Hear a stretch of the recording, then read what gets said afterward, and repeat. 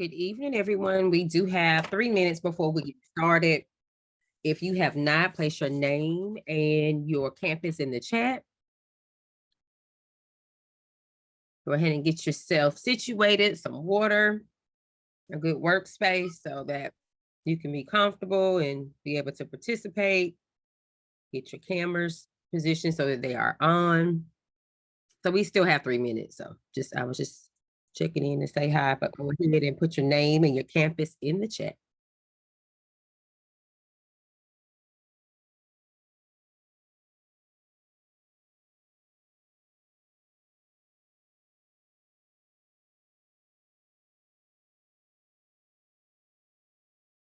Also, be sure to check that your name is actually listed.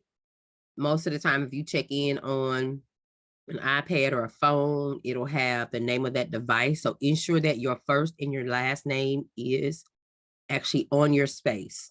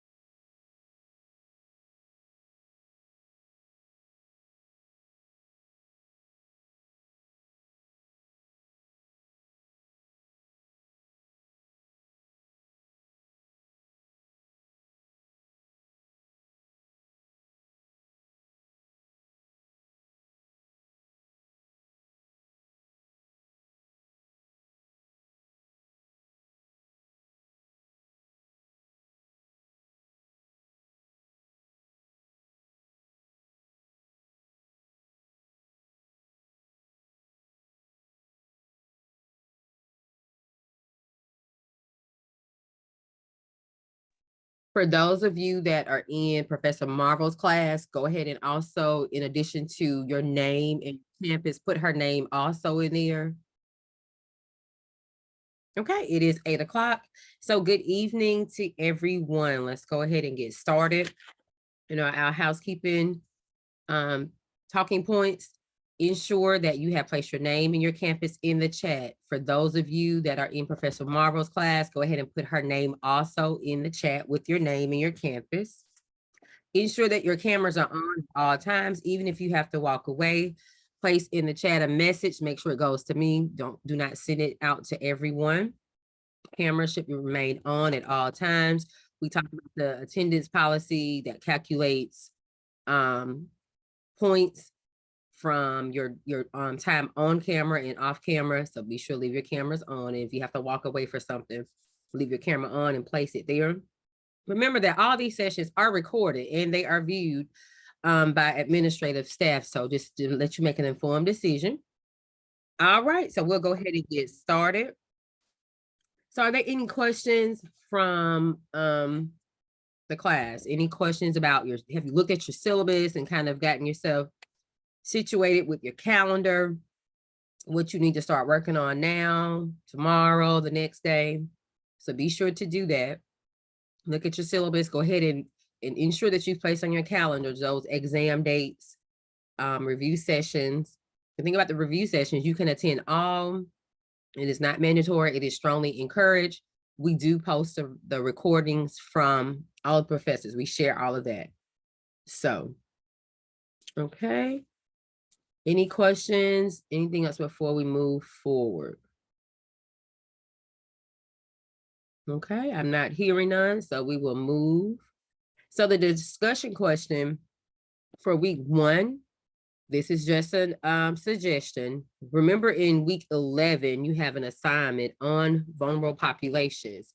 You can build upon your information that you've already started researching and have gathered to answer that discussion question. It's just a thing. You all did really well with responding to that discussion question. You can just build upon that, or you can just select a whole different population. But that was just an idea.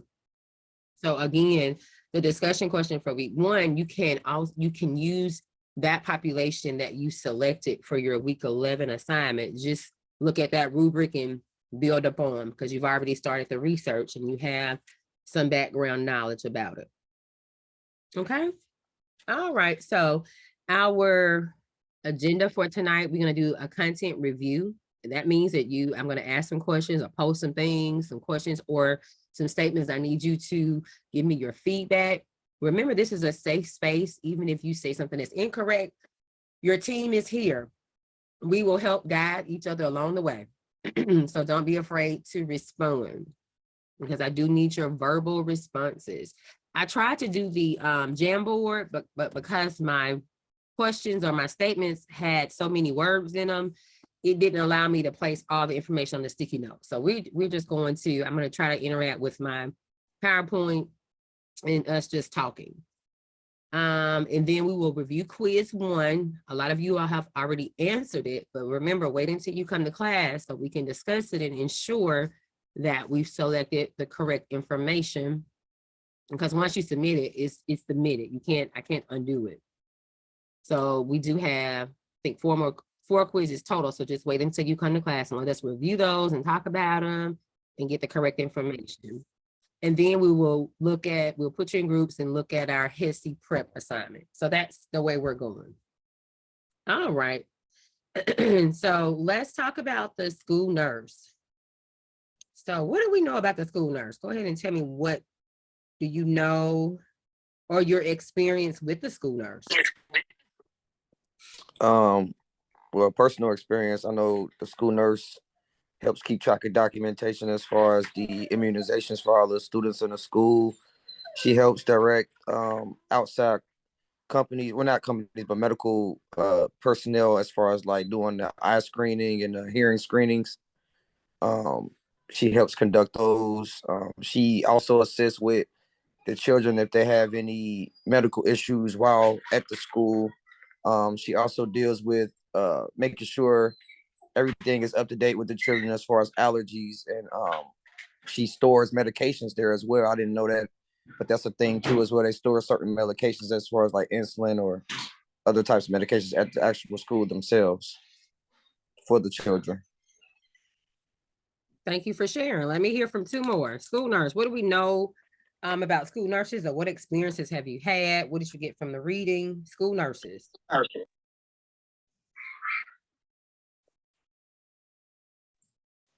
Well, I know after COVID, at least at my daughter's school, they actually do a lot of the immunizations and stuff now. They just have you fill out a form so that they can do it in-house at the school with keeping up the immunizations, and they annually checkups or whatever, just in case you can't get in a doctor's office since everything's been so out of whack after COVID. So. Thank you for sharing. You're exactly correct. Taking the healthcare to the people. And so I can remember, I was actually a school nurse at one point in time.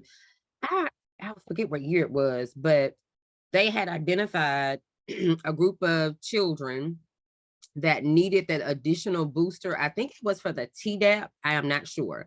So, but anyways, the health department or whomever the powers that be realized that they needed that additional booster. And I'm just saying this, that all the powers that be sat down at a huge table. How can we get all of these children vaccinated, or at least it offered to them, without it being a big disruption? And that's exactly what they did. They brought the healthcare to the children. They had it, the information was provided to the parents or guardians, on what they planned on doing, why they were doing it. And they came and administered the vaccinations on site. And so, and it was a group of sixth graders throughout the whole state. So that was their approach. And you're right, you have to just pivot, figure out what can we do? Because otherwise, what would have happened to all those children, parents, and then the health departments and doctors' offices? What would have happened if they would have said, hey, we need you all to get these boosters done? What would have happened? Either they would have been overloaded at the doctor's office, or a lot of the parents just would have still not got it because of time and schedule. Exactly. A And lot of so, schools won't even let the kids go to the school without having the immunizations prior to starting. exactly. Yes. Anyone else? So these are things we have to keep in mind as we, interact with the community as things come up. And so those are that was just an example, but you're exactly right. What else do school nurses do? They will do hearing and vision screenings. Yes, Mr. Hackle did reference that. And I remember we do have in a community resource where they actually come in and they actually do it's a screening. And then if the person needs a referral, they actually have a resource, a program where they actually supply, brand new glasses of people, the person, the child. This program is actually from child all the way to adult. They can actually pick out, they have frames that they can pick out. And they take care of the person from A to Z. The screening, the actual exam, and if they need corrective vision, it is provided for them. So yes, and a lot of times it starts in that school setting with that school nurse coordinating dates and time and creating that announcement for the children to take home to their parents. Anyone else? They give medicine for the kids that is in school, that need medication. And I remember that's how I found out I had scoliosis in middle school, because they did a screening. And yeah, that's how that's how I found out, and my mom had to send me to the doctor. But yeah. Great. Thank you for sharing that. And you're right. So we see that the school nurse wears a hat from A to Z, probably AA all the way to ZZ. There's so many things there. The school is a community within itself.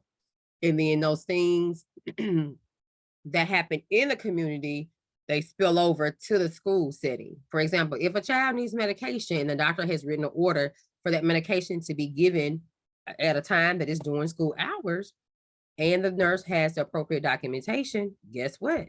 Who administers that medication? The school nurse does.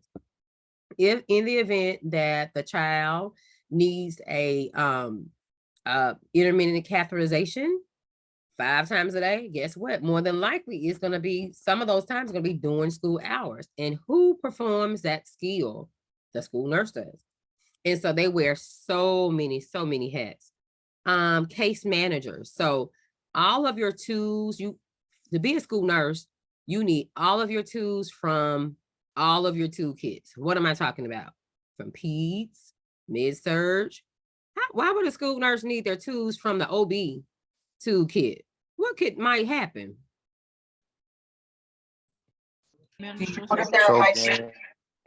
Say that again. Teen pregnancy. And what else? Menstrual cycles. And who else? Menstrual cycles. Mm-hmm. We got the children. STDs. And who? Toddlers in kindergarten. So we got the children, but Teen pregnancy. Who else besides the teens might be pregnant? It might need a delivery. Yeah. The staff. Yeah. So the school nurse is not only there for the children, but also for the staff. You are the go-to person. You're just like, I don't want to say God, but you're that person. If they stump their toe, they wait. Well, let me let you check this out. And then I'll go on to the doctor. But you just never know. You bring all of your tools, OBPs, because you just never know. You have most schools now, they even have what they call pre-kindergarten, or I forget the correct verbiage, but you have children that are 3 and 4 year olds on a campus. And if it's a comprehensive campus, you have 3 to 4 year olds all the way to 18 year olds. And then with some educational plan. Students can go to school until they're 21. So you might have a person that's 3-year-old all the way to 21-year-old on a comprehensive campus. And then mind you, you have the janitors, you have the teachers, you have the principals. And so think about the coaches. Most of the time they have other coaches on staff that are not school employees. And so if your child or the children are needing care doing those after school activities, then now you have after school, and now you have the other staff that's not normal staff, but the added coaching staff. So it's just never stops. It doesn't ever stop. All right. So I do have 2 more short videos on school nursing, but I just want to stop and ask you some questions here. Let's see what we know, if we can apply what we already know, because you all know a great deal. Let's see if we can apply what we know to a scenario. Let me share my screen here.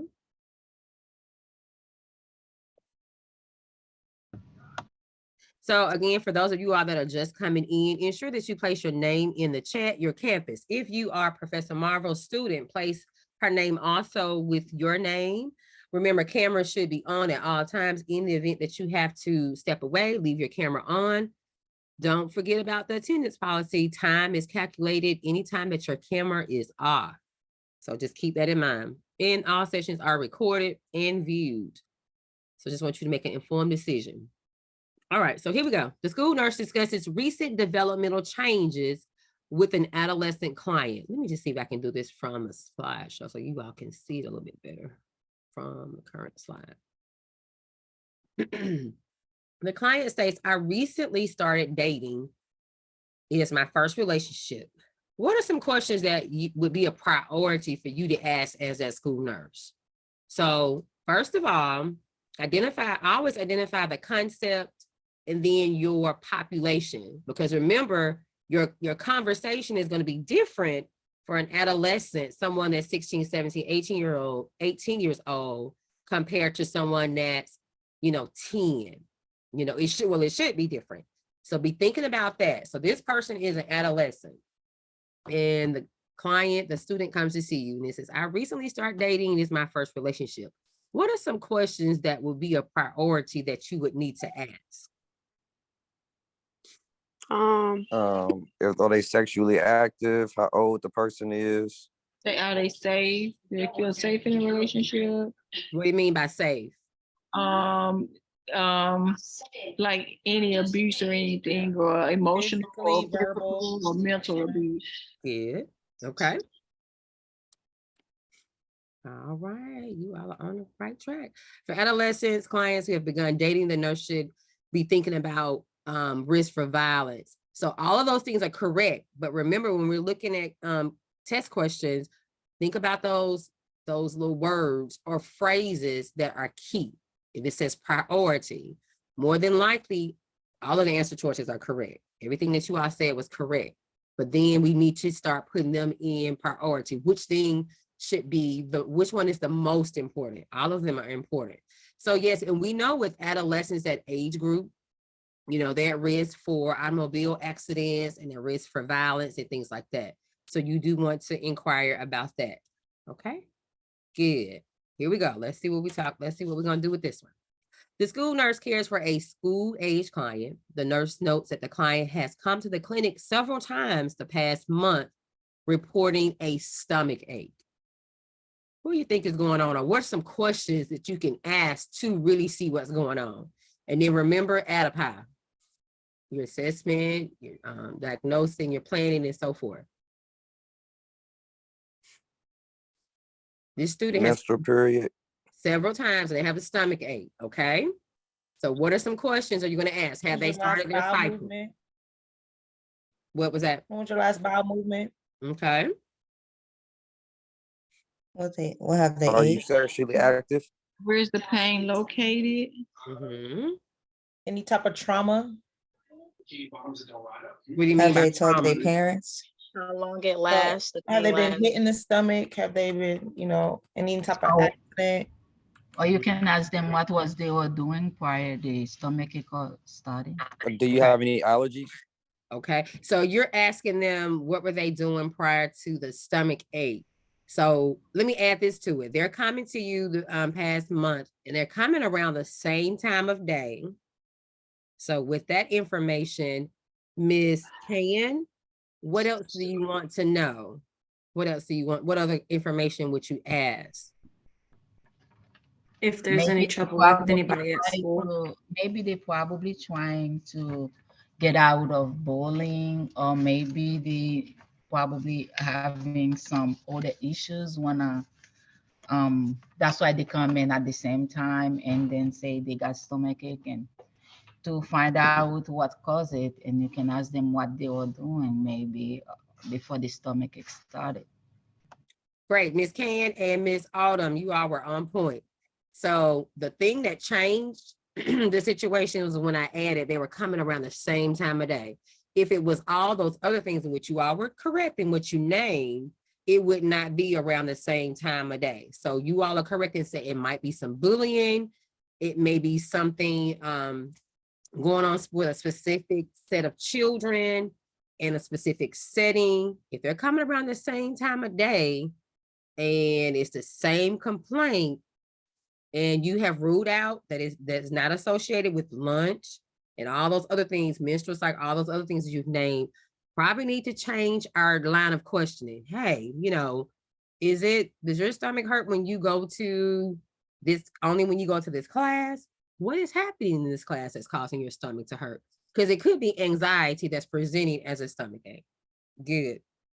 Okay, so the school nurse recognizes that many of the students in the school are from disadvantaged backgrounds and experience poor living conditions. How can we as a school nurse be most effective in working with families in a respectful manner and being non-discriminatory? What would that conversation be like?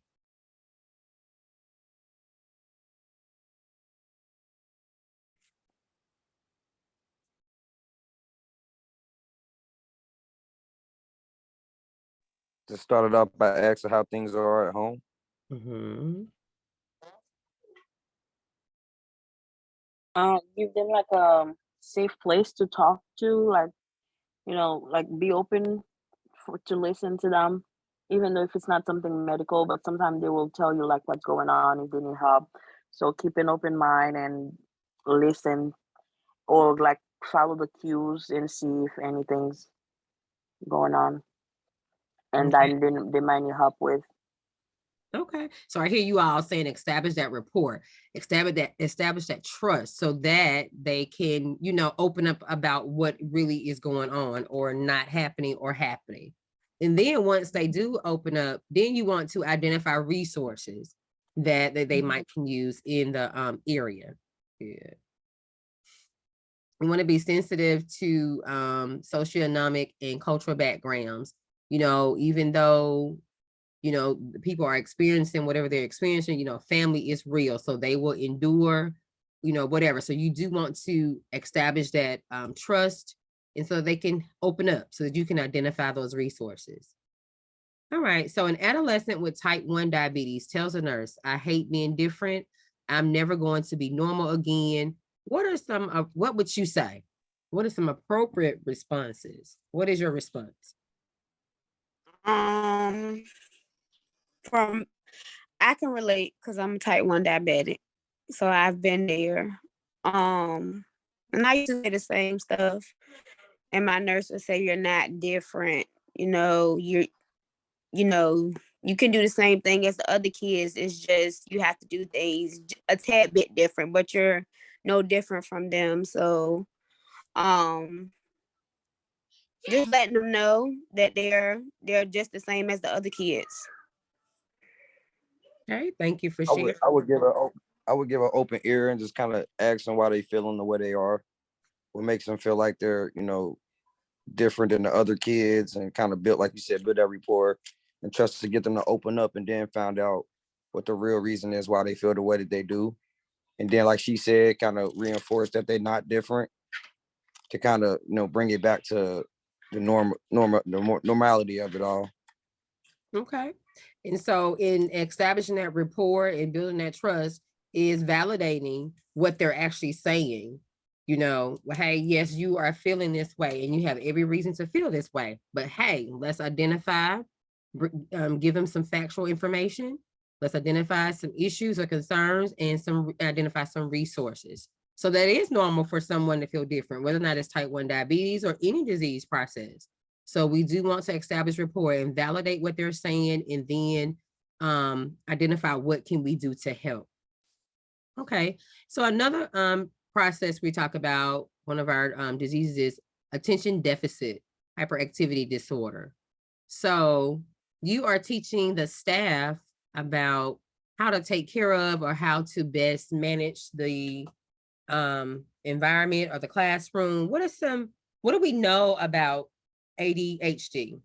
Let's start there. What do we know about it? And then what is some information or some interventions that we would suggest that would be appropriate?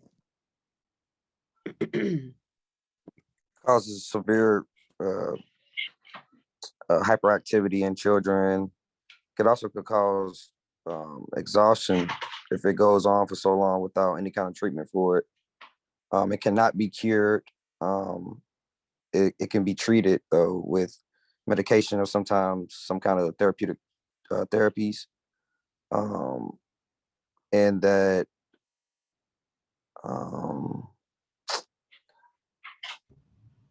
what else do you know about it? Maybe like when they in school too, if they getting by like teaching, you don't need to forcing them to keep going. You need to give them some break because they can't catch too much, and you can put them in front of the class by watching them, and you can give them short direction and give them clear answers, like to make it easy for them to understand and break it down, because they don't have like a long memory, like because they already have ADHD. So you just have to cooperate with them. I think they need to be medicated so they can be educated. Yeah, I get it. So. What was that? So with the medications, what do we know about a lot of the medications for ADHD? What does it do to Like the Ritalin? appetite? What does it do to It the can make them appetite? sleepy. It can Yeah. make them. It can just Slow throw them them all down. out. Right. It's make them not want to Still be eat. tired, and then it Okay. can wear off while they're in school. Mm-hmm. So if it makes them, it decreases their appetite. So what are some interventions or things you might want to identify or suggest to the parent and or the teacher that takes that student to lunch? I would like to feed them something that they normally would like to have, and they might eat it if it's something that they like to eat. So that's a conversation with the parents saying, hey, we've identified they're not eating well. You might want to pack their lunch or put some snacks, some things that they like to eat. Because most of those medications, you will find out either with ADHD or other disease processes, medication sometimes helps one thing, but then it'll give a different effect or not so therapeutic effect with something else. So yes, that is good. Thank you all for sharing.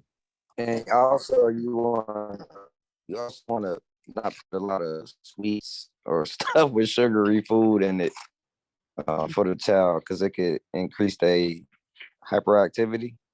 Okay. So yeah, you're suggesting those things that they like, but also nutritional, and it won't have, because even if, the high fat contents, then we lead to that other disease process that we'll talk about here briefly, which is obesity. If the child is sleepy, not moving around, participating in PE, then it's like a domino effect. So you do want to provide that extra information about the food choices. If the parent's going to send extra snacks or pack a lunch, well, hey, make sure the choices are, from the one of the food groups. So things like that. Great. So we have a child that's reporting to you, and the eye's itching and it is burning. And it also has drainage. What would we do? Clean the area. Mm-hmm. I mean, of course, put your PPE on because it could be conjunctivitis and it is contagious. Mm-hmm. Constantly wash their hands and not to rub their eyes. Okay. Ask if others that he's been around, any others like that have any irritation or anything in their eyes. That maybe he got it from somebody else in the family or at school. Okay. Will we put a warm compress on or an ice pack? Warm compress. Warm. Okay. And if the child needs antibiotics, how soon can they return to school? 24 hours after the beginning start. treatment. Okay. And I think you all said to prevent the spread, you want to encourage the children to that hand hygiene, ensure that they're, you know, and they hand sanitizer stations, they're everywhere now. And I can remember when the pandemic started, they even had sinks that were, you could just portable sinks. I had never seen those before. They were just like little, looks like sinks that were in your bathroom, and they just posted them around. In addition to the hand sanitizer stations, they were hand hygiene to the max. But yeah, they end up having those. So here we go. We're talking about obesity. A nurse is teaching parents of preschoolers about an obesity prevention. What are some things that might be said that would indicate that the teaching, first of all, let's identify some things that you would say to a parent of a preschooler about obesity prevention in reference to diet and physical activity. Well, choices now will like make their future choices better. Limit their screen time. Okay. Anyone else? My Do pediatrician something- for my children said not to reward them with like candy. Like when you're potty training, not to reward them with suckers, try and find another way to reward them. Or when Go they are walking having with them. For tell them, activity. Take them on if they exercises. having, oh, sorry. Like if they're having food, give them water. Don't give them all the time sweet juice. Like too much sweet juice can still give them obesity. Sometimes water is preferable. Yeah, and like for physical activity, if you know they like riding their bike, you know, take them to like ride it like in the afternoon. If they're like some kids like jump rope or like it's different, that age different, I guess. Or some of them they'll say, let's go on a walk with mommy or daddy, or let's like go play in the park with your friends. You know, try to find something to at least get them moving for like at least 30 minutes or so. Nothing that's like making think that's like they exercise, but something fun, but also getting like some exercise out of it, physical activity out of it. Great, great. So now how do we know that that teaching has been effective? You all had some beautiful interventions and things that suggestions, but how do we know that the teaching has been effective? Let's say, for example, you suggested the walk with the parent. How would you know they understood what you were trying to convey to them? Have them repeat it back to you, like teach it back to you, like what they're gonna do. And if it matches, Or the kids start losing weight after a couple weeks or a couple months, that's gonna show you the teaching is effective. If you start losing weight a little bit. And physical activity doesn't just have to be walking. Like when they're playing on a playground, that's physical activity. When they're in gym class, that's physical activity. Okay. Yeah. It would show like their BMI went down to normal. Okay, great, because you as a school nurse, you might, that's one of the things I think along with the physical education teacher, they do calculate that and they make the parents, they inform the parents about it. So yeah, so that's one of those educational pieces. It might be a primary intervention or a secondary intervention, getting the height and weight and then calculating the BMI for them. So great. Good. And the parent will come back and say, hey, you know, I know this is their weight now. Can you recalculate that BMI for me? And if you see that it is, you know, going down, then hey, teaching was effective. Okay, so what do we know about asthma? What is asthma? Narrowing of the tubes. Okay. And lung disease. Okay. So and it can happen in children and in adults. Mm-hmm. So what would be a goal or an outcome in reference to school setting for children? An outcome that Healthy People 2030 would be for children in reference to asthma. What would you think that would be?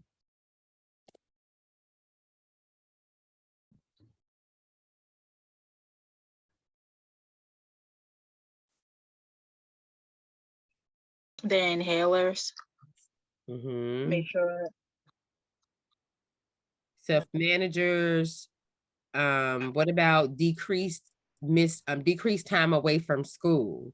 So for the most part, for all of the chronic disease processes, that's going to be like their overarching goal is children stay in the school, that they have less missed days.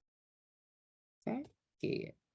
Setting up programs too as well, like things that could help with asthma flare-ups, like the DARE program to keep kids from smoking and be aware of different allergies that can make asthma flares come up. Yes, those triggers, those allergies, exactly. Yeah, those triggers like allergies, and maybe you might try to not let them do too much exercise, because vigorous exercise can trigger the asthma too, right? So if a child has exercise-induced asthma, what would that intervention be? More than likely. To give them an inhaler before they participate in any type of physical activity. So that they can Respiratory participate. therapy.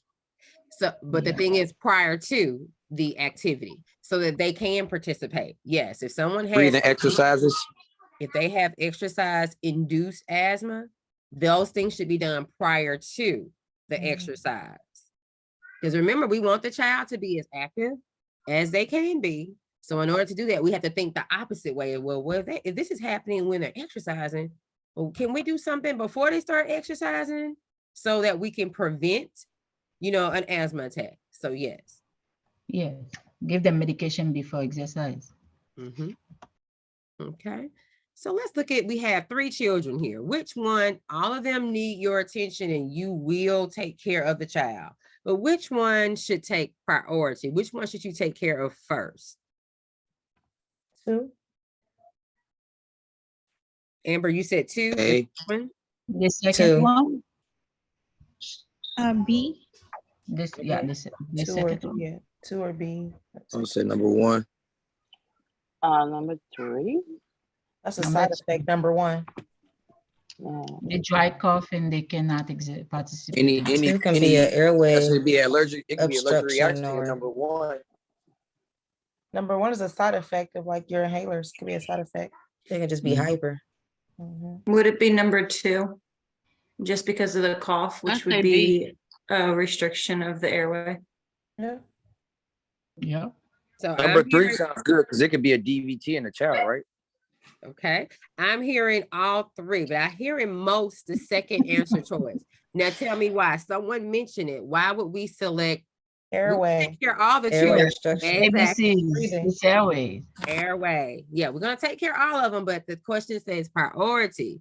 So I know I heard Autumn's and Mason. I know I heard several of you all said answer choice B. So that is correct.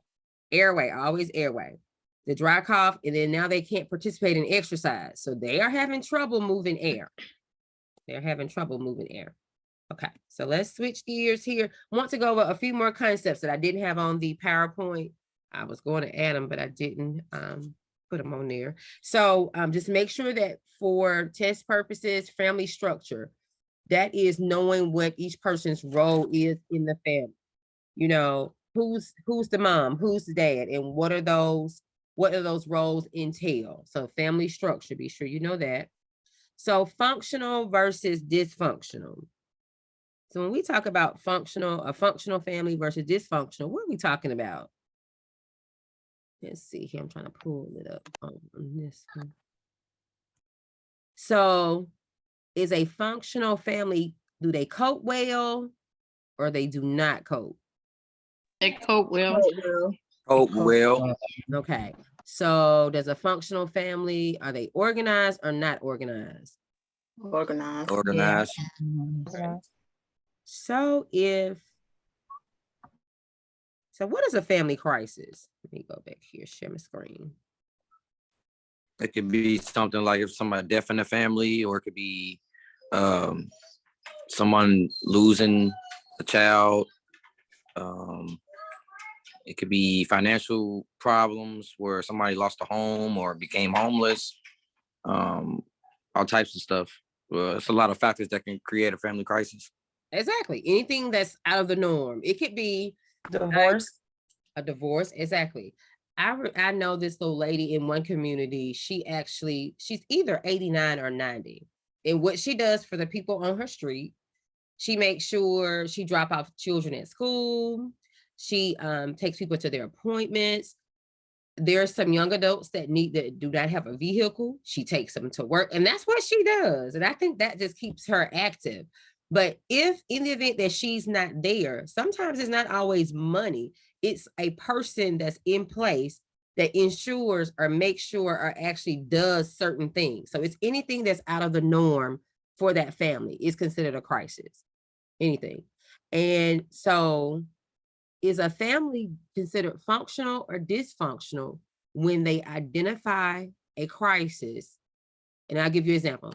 Mary says, Jim can't work for 6 weeks and he is the breadwinner. I don't know what we're going to do. I guess we'll just sit here in the dark and wait for them to put the eviction notice on the door. Is that functional or dysfunctional? Dysfunctional. Dysfunctional. Okay.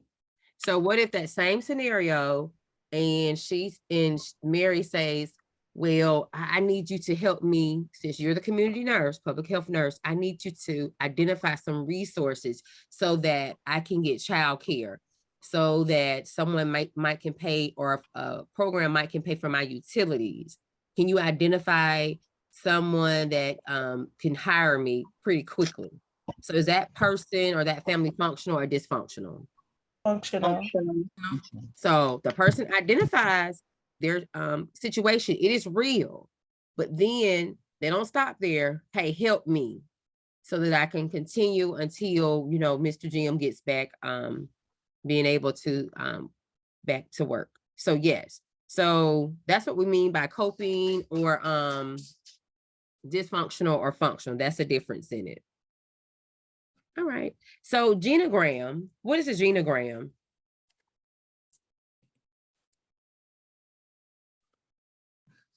I would love to know what it is.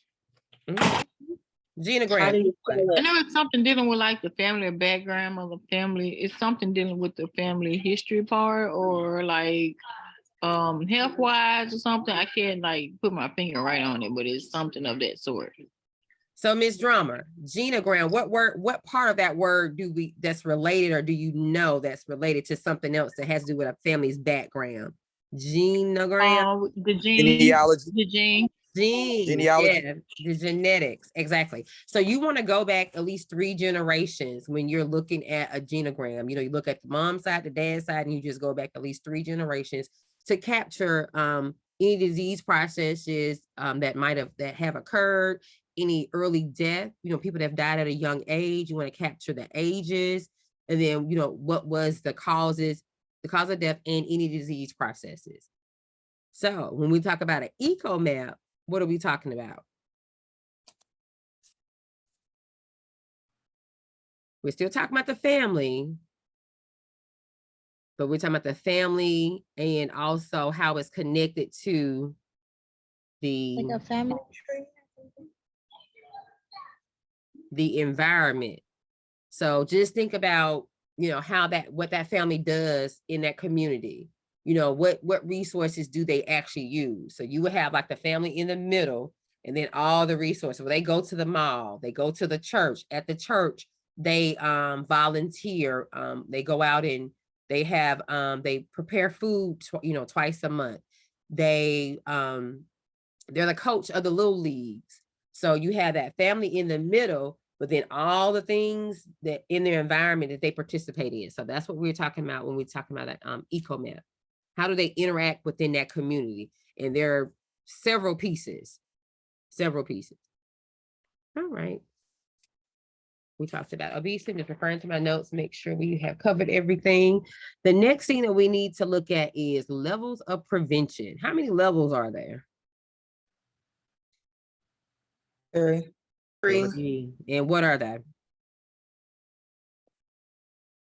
Primary, secondary, Primary, and secondary and tertiary. Okay.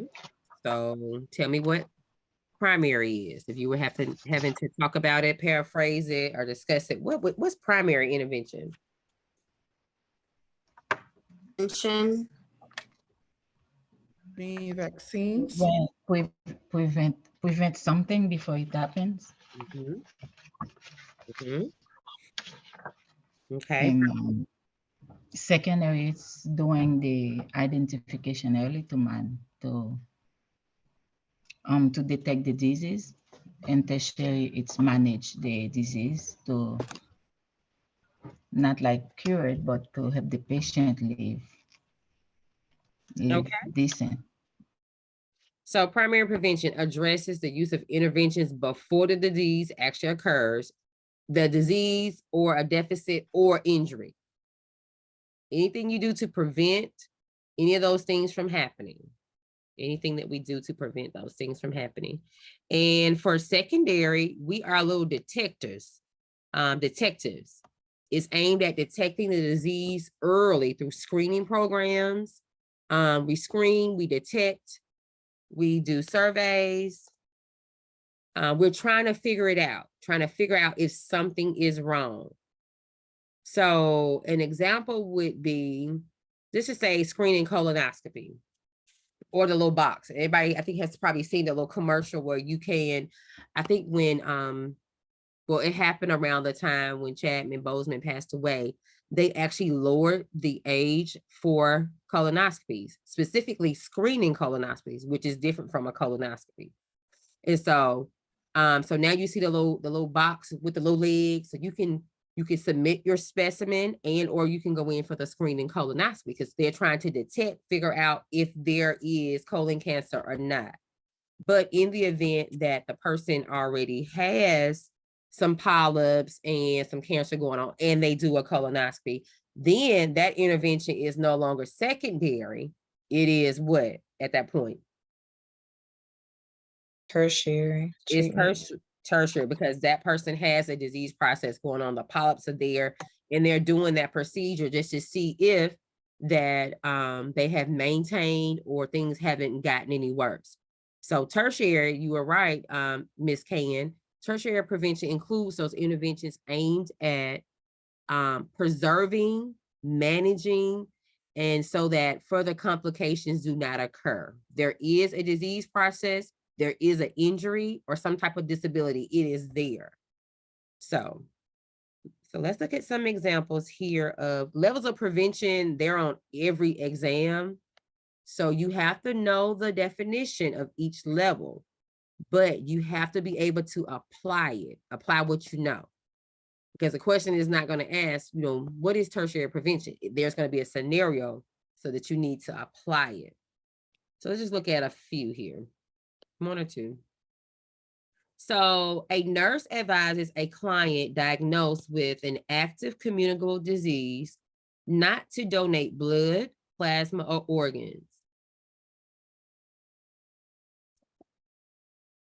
Tertiary, secondary, or primary? Tertiary. Okay. They already used the disease. Got it. Yes. So what about the school nurses asking, she's been asked to come to the PTO meeting that they have every month, and he or she is being asked to provide educational programs about injury prevention. Primary. Okay. All right. And so that's an example of you knowing what primary, secondary, and tertiary is, but you being able to apply it to the situation. All right. So the next thing on our agenda is our quiz number 1. So let me get that pulled up here.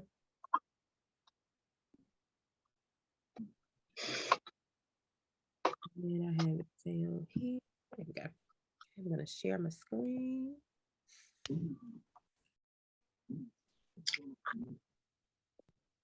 So remember, going forward, do not complete your quizzes before class, because we will complete them in class.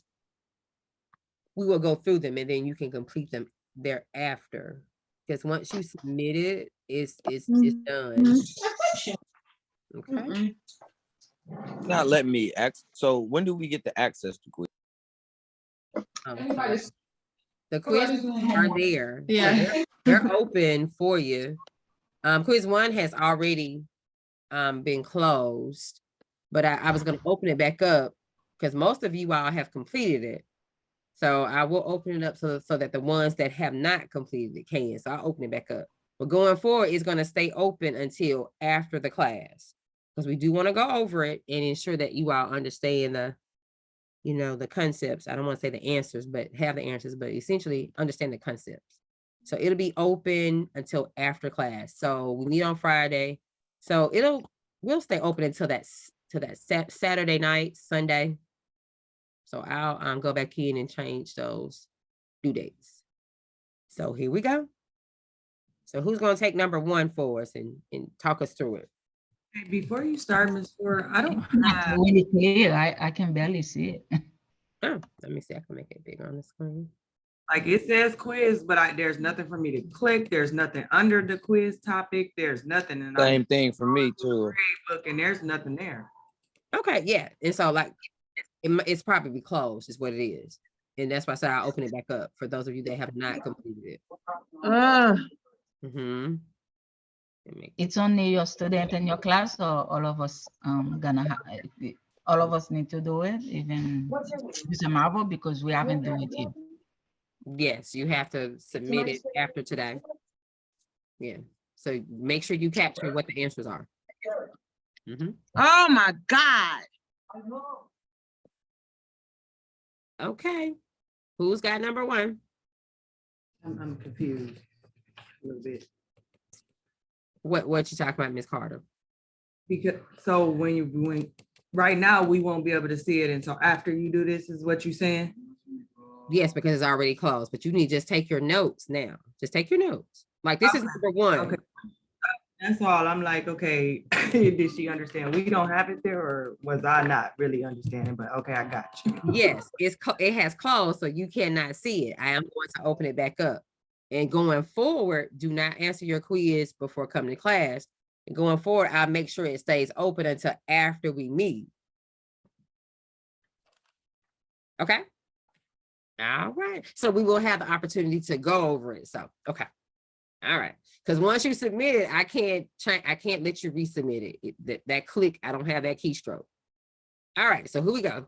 We're gonna do the first one, Ms. Carter. The first one, I believe, is number 3, the third one.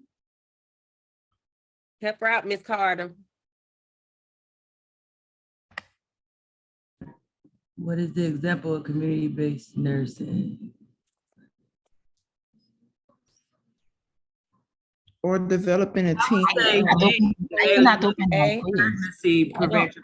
I'm not able to open it. So yes, you're taking notes. Don't worry about opening it up. You taking notes. Oh, okay. Mm-hmm. So is it A? Yeah, that's what I'm saying. The prevention program. I was gonna say providing diabetes diet education prior to hospital discharge. B. I think B. I think it's B. B as in boy. Or C. Okay. So why is it educating a child and a school teacher on the use of an inhaler? Because it's B. Or evaluating the outcomes of community vaccination program. I think it's A. Because of inhaler, it's helping the child to manage the disease, like how to use the. Yeah, it help them throughout the day while they're in school. So Just in case they don't have like that. For this one, go back to the definition of what community-based I nursing thought it was is to help. and I thought community-oriented nursing. Oh, It's community a Okay. base based. nursing. I'm sorry. It's only one individual or maybe like a Well, I family. thought they did with It's community-based nursing. I thought not it was the whole to community. address It individual was a members. community vaccination Hold program, on, you right? all. One person talk at a time. Go ahead. I think Ms. Carter, I think I was hearing you. Or Ms. Can. I was trying to answer you since you asked me to answer it. I had picked Go the ahead. prevention program because I thought community-based nursing allows them to address the needs of individual members in the community. So that this would be this right here. So C in the others is the community as a whole. So that's where I community-oriented took them. nursing is the community as a whole. Community-based nursing, you're correct, is the individual. So here it is, you have a child and a school teacher rather than you're evaluating a community. Do you see the difference in the verbiage? Yeah. One is, Okay. yeah. So so yeah. so what you That makes know, sense. Yeah. so the information that you know, be able to apply it. So think about what you know. You said you know that it's an individual. So play match. Or what's that card game, Old Maid or whatever it is. Essentially, you're matching what you know to the answer choices. Again, applying what you know to the scenario, because the test question is not going to say, well, what is community-based nursing? You're going to have to know what it is in order to apply it to a situation. So that's good. Yeah, you did good. Thank you. All right, so here we go. Number 2. Where we at? So what was the answer? Sorry. So what was? So what's the answer B? Yes, the child, educating the child and the school teacher. Okay. Yes.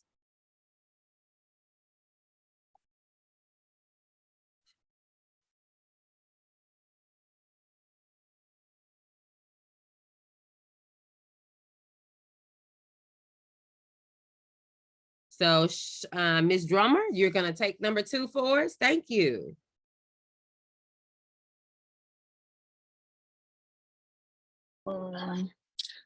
You should describe the purpose of the healthy people.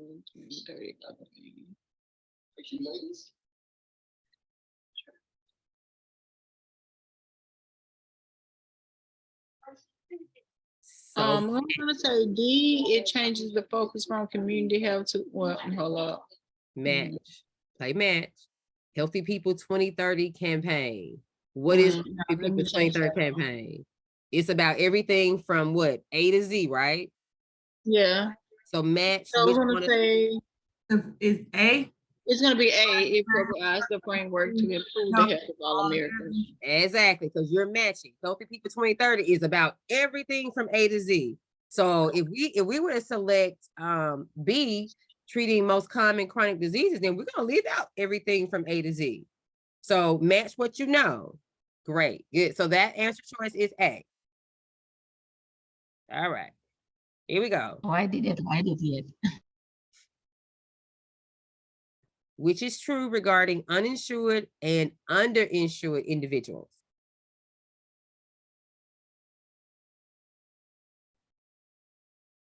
A. C. Match what you know. So what do we know about uninsured or underinsured? They usually don't see the doctor or nothing because it might be. They can't afford it. They can't afford it, so they are less likely to do any Disease, care, which by the time they do seek help is usually hospitals or something like that, which they're already in an advanced stage of whatever is going on if you got to go to the hospital. Exactly. And answer choice is C. So uninsured or underinsured means that the person don't have any insurance, or if they have insurance, it's not enough.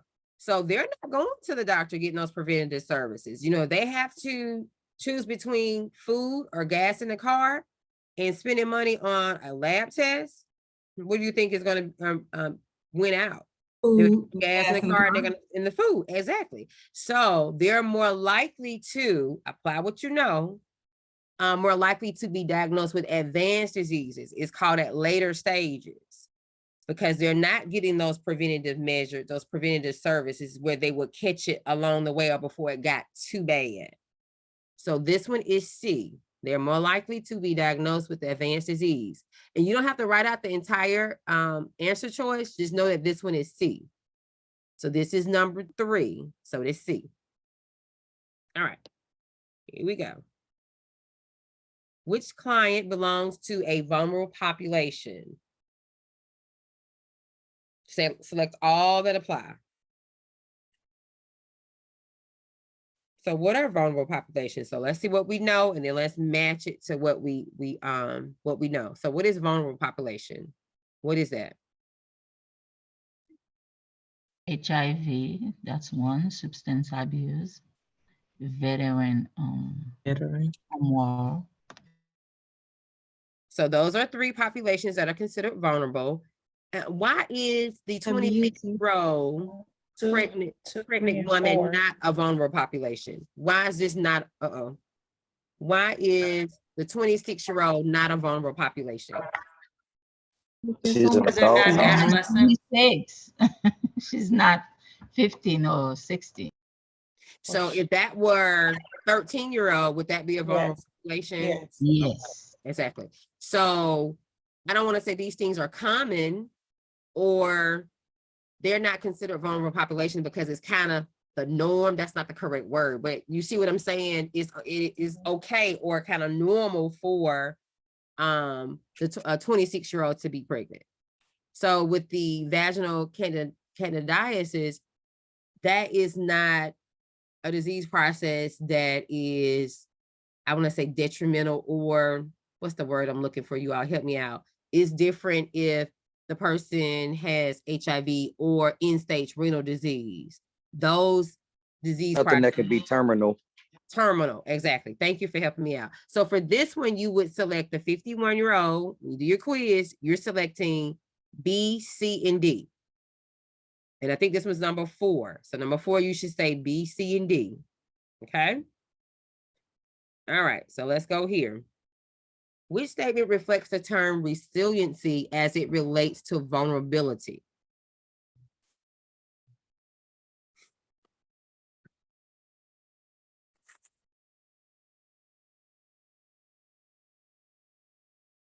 Okay. So why did you select that one, Miss Pinky? Like, because resiliency is like it helps you, prevent having, how to explain it, the condition, I'll pick D. or you, It's like a positive outcome. yeah, for resiliency. So it helps you deal with negative things so that you can, exactly. So you're right, correct. The answer is it reduces our vulnerability to certain risks because you're able to bounce back. In the event that you end up in a crisis, you're able to say, hey, identify, I'm in a crisis. I need some help. What are those resources? So yes. So this one, number 5 is A. Okay. Great. Thank you all for sharing. All right, number 6. Which child should the school nurse care for first? Did I already do this one? No, this is another example. Which child should the school nurse care for first? Yes, we did this one. So the age is different. The 9-year-old, the age was different in my PowerPoint. So it's the person that has the cough and unable to participate in physical exercise because we say always what? Airway. Airway. So, ABC. So for number 6, it is B. Okay. All right. So let's look at number 7. Can't see it. It's like, I need to make it larger. no, it's like, I gotta scoot the screen over, I guess. Okay, I got it. Thank you. Okay. So we're recommending a food choice or item for a child that has iron deficiency anemia. So which one of these would? A. Eggs. Eggs. Okay, great. So for number 7, A, that's correct. So we're trying to recommend food items that would increase the hemoglobin and hematocrit, get that blood level back up. Okay. All right. Number 8, the school nurse notes a dark discoloration along the neck crease and in the armpits of a child. Which step should the nurse take? B. So which disease process could this might be an indication of? And diabetes. Diabetes. You all are rocking. Yes. So for number 8, we would say the answer choice is B. They would need a full medical evaluation. You know, it might not be, but we do know that that is a sign or a symptom of that disease process. Okay. All righty. Question number 9.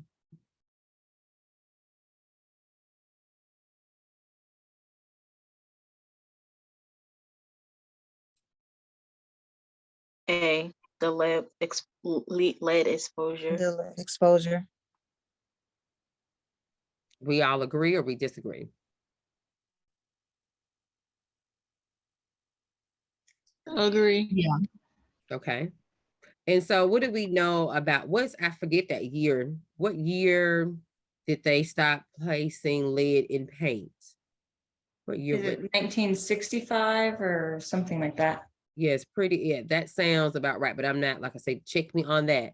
And so what are some signs in a home, if you're doing a home assessment, what's some things you might see in the event if that paint has lead in it? Doesn't it start like peeling off the walls, like it starts picking? Yes, exactly.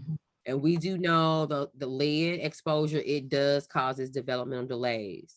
So they were closer to, probably about 20 years ago, it was an automatic blood test for children to get lead levels. Now, when they come into the clinics and they screen, so they ask the parent, parent or guardian these questions. And based on those questions, I'm sure one of the questions is, do you have a home that was built before whatever year that is? In the event that the answers are certain way, then they will go ahead and do the lab test. But before then, like I said, about 20 years ago, it was an automatic. They just was running lead levels on all the children so that they would, catch them and go ahead and do those. Okay, let me go back. So this question number 9, the correct answer is A. So 9 is A. So that they would identify early on so that they can go ahead and start intervening in the event that the child had been exposed to the lead and had high lead levels. All right, so number 10. I think somebody mentioned this, you all did. I think it was, I'm not sure who was. Let's see. Gonna be C, ain't it? Because that's obesity. We talked about the BMI, calculating the height and weight, talking about teaching being effective. And we asked some interventions, and I don't know who it was, but someone said decrease the screen time. So number 10 is C.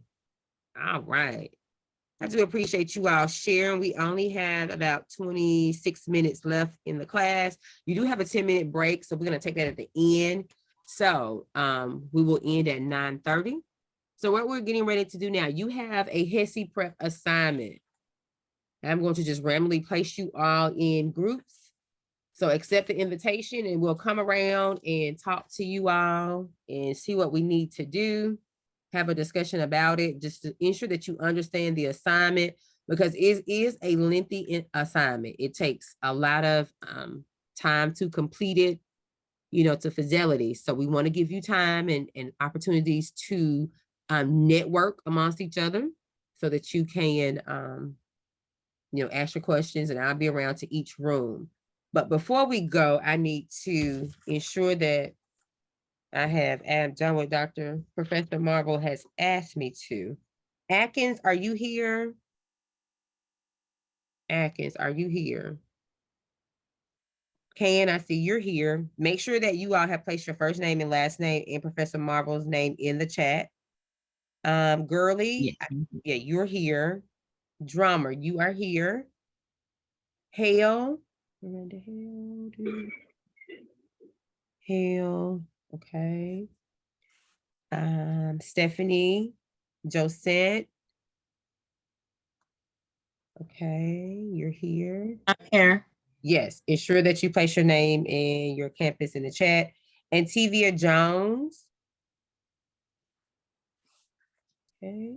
Kendra Smith. Let's see you. You're here. Kendra, are you still there? Ms. Here. Jones, you didn't answer. Ms. Jones, you are there, right? Correct? I'm here. Okay. Yes. Please unmute. And because, like I said, this is recorded, and I want to make sure that you're not, that I will hear your voice.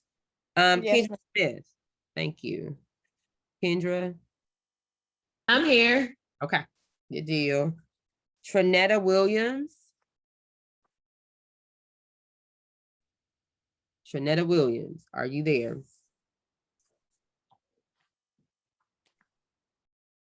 Trinetta Williams, are you there? Miranda Hale. Okay, Miss Wilson, Shantae Wilson. Here. Did I get it right, Miss Shantae? Yes, ma'am. Great. Samantha Woolley. I'm here. Okay. All right. And so Miranda Hale, Trinetta Williams, are you there? Are you there? Codwell, are you there? Peyton Codwell. Yes, I'm here. Stephanie Carter. Yes, ma'am. Mr. Hackle. Yes, ma'am. Mona Johnson Smith. Here. Tamika Mack. I'm here. Danielle Manor. I'm here. Special Mason. I'm here, but somebody just had a post, so our whole neighborhood, just our lights just went out. So I'm trying to stay on as long as I can. Okay, thank you for letting us know that. Shannon Stevenson. Shannon Stevenson. She not here. Amber Talbert. Here. Okay, Shannon Stevenson. All right. So just want, because the attendance thing, so I just want to ensure that I don't make a mistake and all that. Did you call my name? Who was that? Angel Britton. Britain. Now, some of you all were in before class started, and I have you already marked, but let me check, Miss Britton. You didn't call my name. It's Ellen Caldwell. Okay, Britton Caldwell, I have you. You didn't call my. My name is Ellen Caldwell. Oh, hey, yeah, I have Ellen. I have Ellen. Yes, you're here. I got you. Oh, You didn't call me. Who's me? Jessica Morgan. Morgan. Where are you at, Morgan? Yes, you were here before class started, so I have you. Anyone else? Did you get Kara Moody? I did, because you were here before class started. I got you. Anyone else? Just to ensure for the recording. Pinky. Yes. Okay. And so let me just remind you all too, you have to clock in on the hour. So, and then, everything is 15 minutes accrued per 15 minutes at a time. So just so that make an informed decision. All right. So HESI Professor, Professor, just so I can understand clearly, I'm in Professor Marvel class, but did you say we also have to do the quiz today too? Or yes, you should complete it today. We've just reviewed it, so now go in and complete the quiz. Okay. Yes. And so, like, going forward, that's what both Marvel, Kershaw, and myself, we will do. We'll go over the quiz in class. So wait, so that we can, review the concepts and ensure that we are selecting the correct responses. So that is our plan for that. Because you want to capture all the points you can.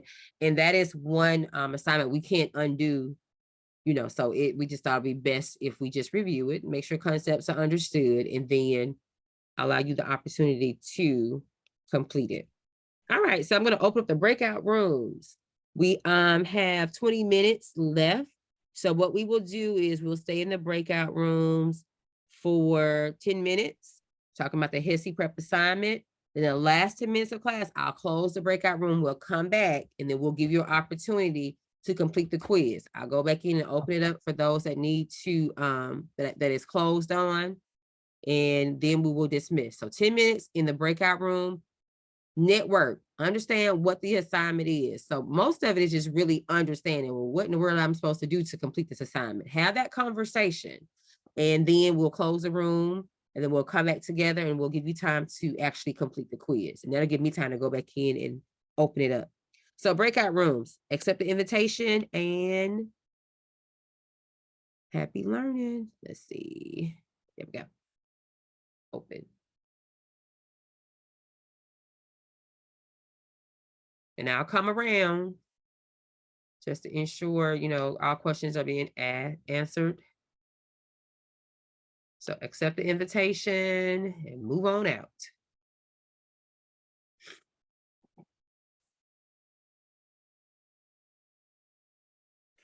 Let's see.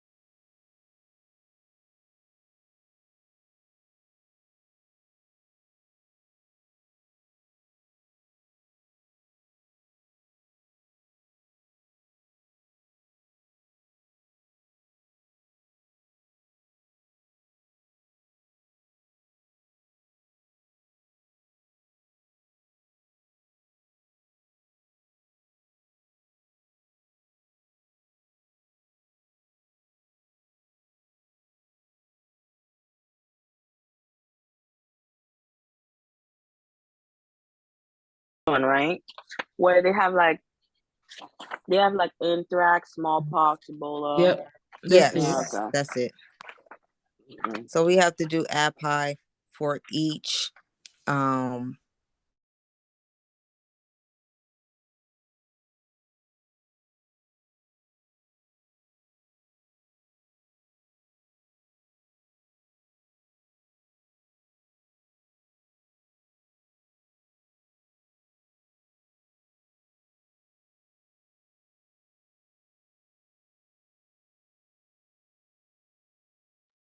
So do you all know where to find the assignment, this HESI prep form that you're completing?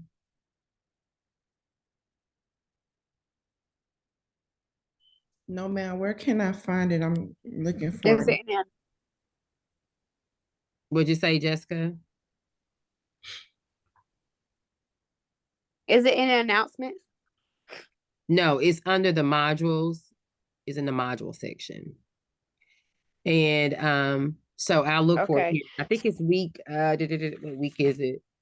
So just to give you an idea what the assignment is, for each of the disease processes that's listed, you have to use ADAPI. And so it is a lengthy assignment. And so that's why I want you to just wrap your head around and get an understanding of what is needed to complete the assignment. So let me go here. So it is an assignment that you cannot wait until the week of or even 2 weeks before to actually complete. It's something that you have to work on throughout the year. I mean, not the year, but this term. And so let me see where it is here. I found mine. Okay, which week is it in? Week 9. Week And 9. Okay, I'll share my screen so you can see. We go right here. So right here in week 9, but it is not an assignment that you need to wait until a week or even 2 weeks before. I mean, like tonight, at least open it up and look and see what's there. For sure, by middle of next week, go ahead and complete at least 2 of the sections because it is a lengthy assignment. Okay, so it's in week 9. Okay. Up until March 5th. Yeah, you have that time frame, but you have to, it requires a lot of work. In order It's to not even like documents not even popping up. It's just saying this assignment is locked. Okay, hold on. Let me see what's wrong with it.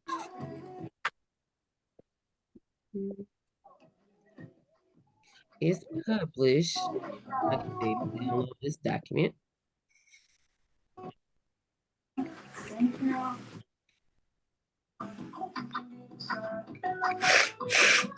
Let me edit it.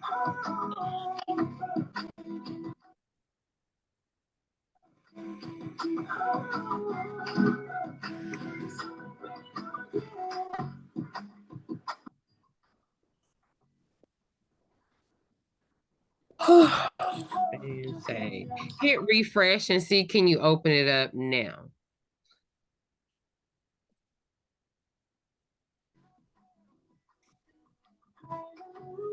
It popped. It's open now. All right. I'm glad we you needed to know where it was. Okay, so it's open now. All right. So we only have 1 minute. Let me get around to another room. I'm gonna bring you all back and then give you opportunity to complete your quiz. So we only have 11 minutes left in class. Let's see. Let me go to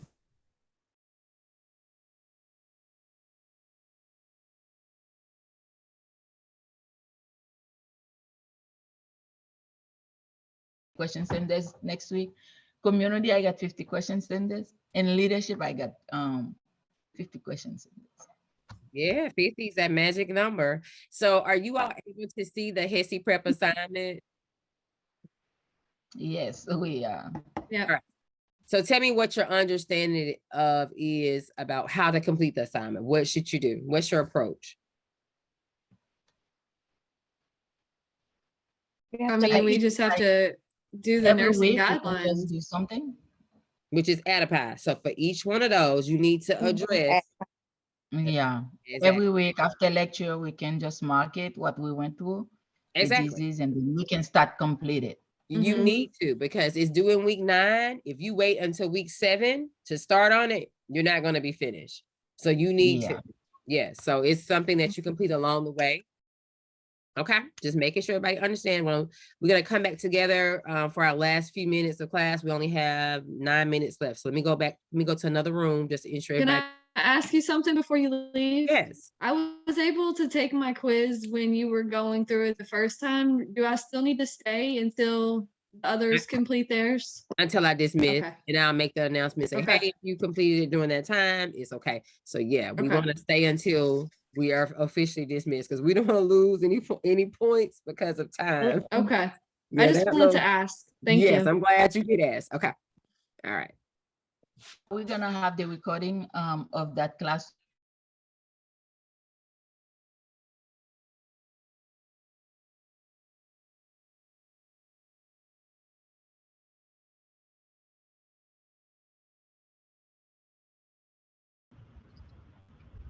Okay, so that Do you guys assignment, have? I'm sorry, go ahead. No. We were just talking about classes. Go ahead. Okay, so the HESI prep assignment is open. It was initially locked, so I hit refresh. So if you hit refresh, you should be able to open it up now. And just make sure you start on it before week 7, because it's going to take time to make sure that you answer add a pie for each one of those. So you can capture all your points, all assignments. Okay. And we have 7 minutes left in class. So I will close the breakout rooms in 2 minutes. And then we'll let those of you that have not completed your quiz, submit your quiz. And for those that have, wait until I say dismiss before you leave, because we don't want anybody to lose any points because of. Do you know the quiz is still not opening? Oh, it should be opening. Have you hit refresh? Yeah, it's still not. Look at it right here. Because it's open until Sunday. I moved the date way out because It's week 2, quiz 1. I mean, the word quiz is there, but when I click on it, it doesn't open up anything. Okay. Let's see. I'm not sure what's going on with this. Okay, hit refresh and see. Because now it is showing, okay, January 22nd, which is what date? It's working now. Okay. Right. At least it's there for me. Is it there for you, Danielle? Yeah, see if it's there for you. On my iPad is not. Let me try my phone and see if it works, because I don't know how to do a split screen on my computer. So just hit refresh at the top. Just hit refresh and then see if it's showing up. Like, even on here, it's still doing the same. I don't know. You probably can't see that, but it's blurry. It's still not doing it. Okay, yeah, try on your other device, because that's just added stress. I can't submit this quiz, so yeah, make sure.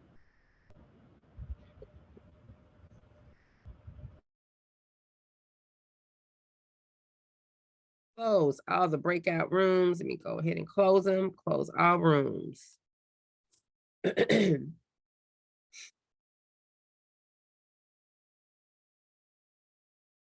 All right, everyone should be coming back. If you were unable to open the HESI prep assignment, I need you to hit refresh and ensure that you can open it up prior to leaving. If the quiz was not open for you, I need you to hit refresh and ensure that it opens up. Now, it won't reopen if you've already submitted it. It will not reopen. But if you have not submitted the quiz, hit refresh and ensure that you can access the quiz. Okay, so who am I in the breakout room with? By myself? We're all back in the main room now.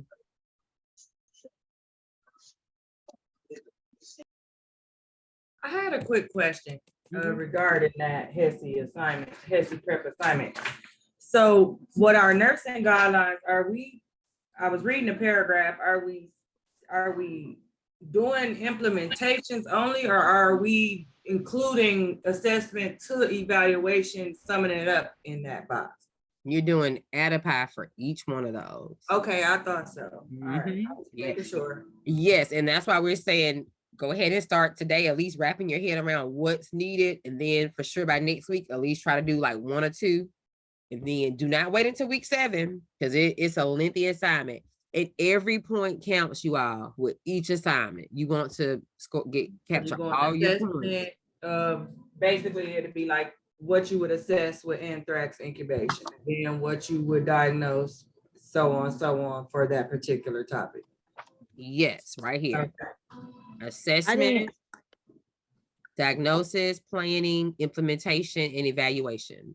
I just want to make sure I was explaining it to my partner right, because we kind of were both on a little bit different pages there, but I'm like, well, I had already started it, and I was like, I had seen, like, for instance, like I had seen, hold on 1 second. So while Mr. Hacker was looking for that, for those of you that have not completed your quiz, go ahead and do so at this time. For those of you that do not have any questions about the HESI prep assignment or the quiz, you feel free to log off. But for those of you that need to talk to me about something, anything, stay on. We have 3 more minutes. Okay, go ahead, Mr. Hackle.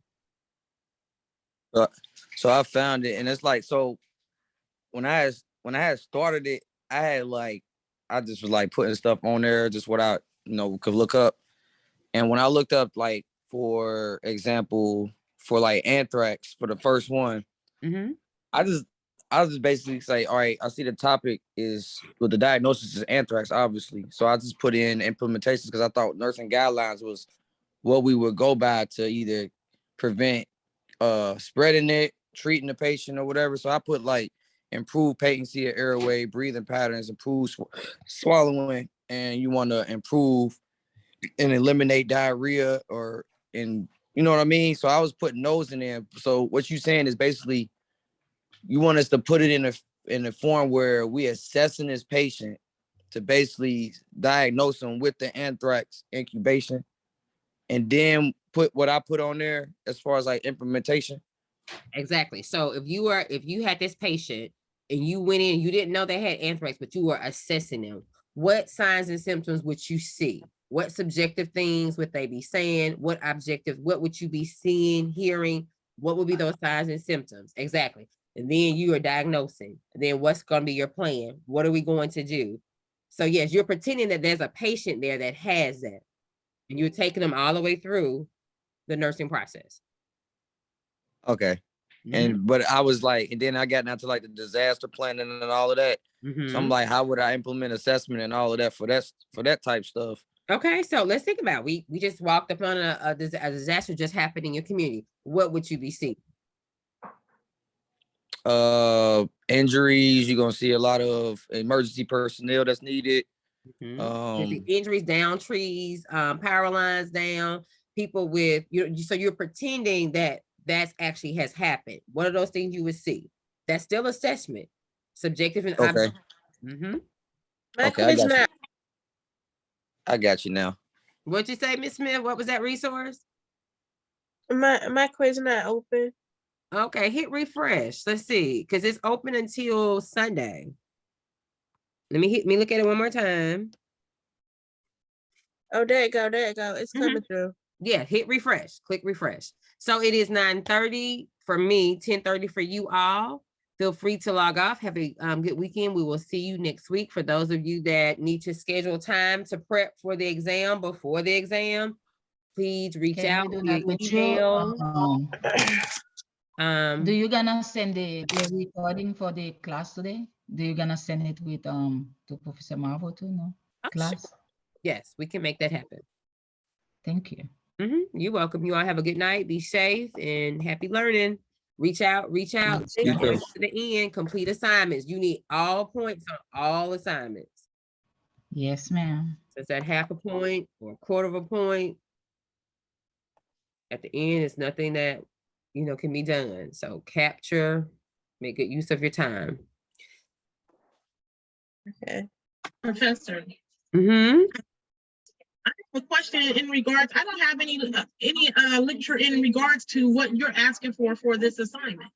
The HESI prep assignment? Yes. Okay, so let me show you. It's in module 9. Let me go to it. Let me go here to module 9. Module 9. Or week 9. I may be saying the module wrong, but it's week 9. HESI prep. Okay, it is week 9. So it is in week 9. Here it is right here. It says HESI prep. Okay, I got it.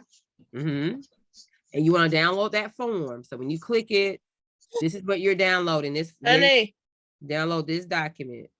Okay. Okay. Okay. You got it, Ms. Caldwell? Yes, I do. Okay. All right. Thank you. Oh, you're welcome. Any other questions or concerns? Do not be here without knowing something. If I don't know, I'll figure it out. Okay. Thank you very much. Okay. All right. Good night. Good night. Ms. Smith, you have anything? Ms. Manor, you're still there. You need anything from me? You're talking, I can't hear you. Miss Autumn, you need anything? We need to go to the breakout room. Okay. So it's not. I just finished the quiz. Okay, good. It worked. Okay, that's what you were working on. Okay. So have a good weekend. We're taking our 10-minute break at the end. So, Miss Smith, you're good? Miss Smith? Miss Smith, you're still there? I'm finishing up my quiz. I'm on 10. I'm leaving. Thank you. Oh, no. I just wanted to make sure that there wasn't anything you needed. That's go ahead. Okay. Go ahead. I don't want to interrupt. Go ahead. Okay. Okay. 9.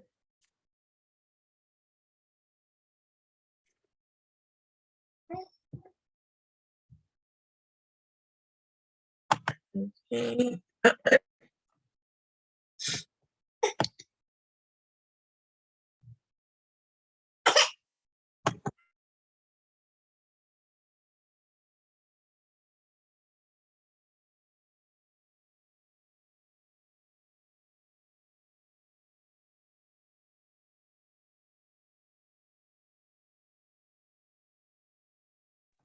All right, I'm done. I'm done. You'll be safe.